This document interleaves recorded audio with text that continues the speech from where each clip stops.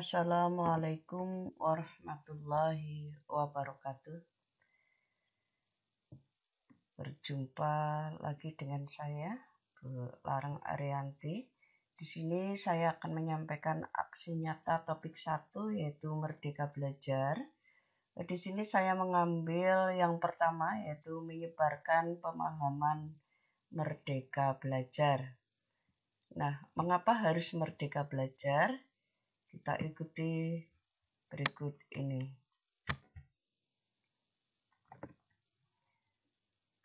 Yang pertama adalah pengertian merdeka belajar. Merdeka belajar adalah upaya memberi kebebasan dan otonomi kepada lembaga pendidikan dan merdeka dari birokratisasi. Dosen dibebaskan dari birokrasi yang berbelit serta mahasiswa diberikan kebebasan untuk memilih bidang yang mereka sukai. Pak Nadiem mengatakan Merdeka Belajar merupakan konsep yang dibuat agar siswa bisa mendalami minat dan bakatnya masing-masing. Misalnya saja, kata Pak Nadiem adalah jika 2 anak dalam satu keluarga memiliki minat yang berbeda, maka tolok ukur yang dipakai untuk menilai itu tidak sama.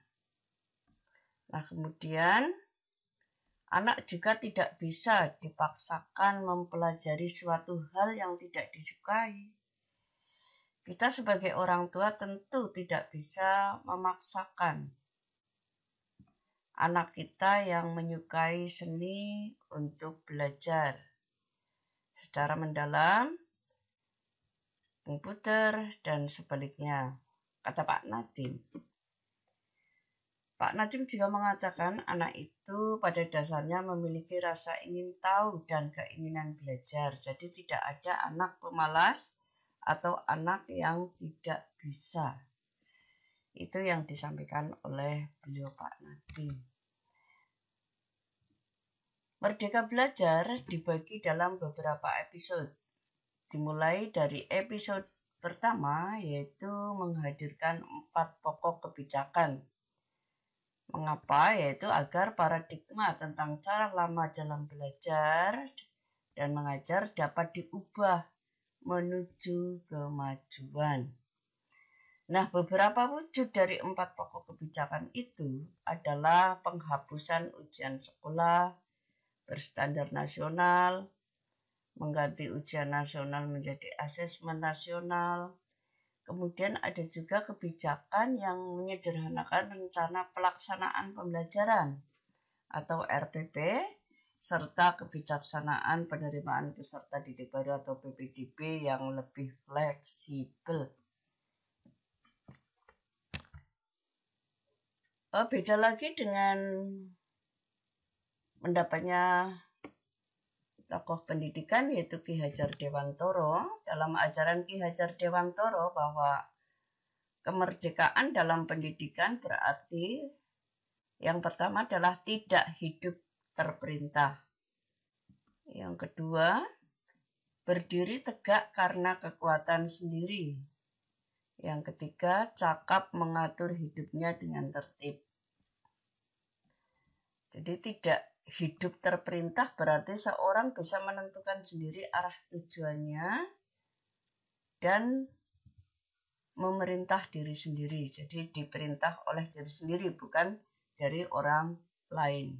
Jadi tumbuh dari diri sendiri atau internal. Yang kedua, yaitu menekankan pada kemandirian seseorang. Mencapai tujuan dengan daya upaya sendiri. Sedang yang ketiga, poin ketiga yaitu cakap mengatur hidupnya dengan tertib, itu menekankan pada keterampilan mengatur hidup secara tertib. Nah, itu menurut Ki Hajar Dewantoro.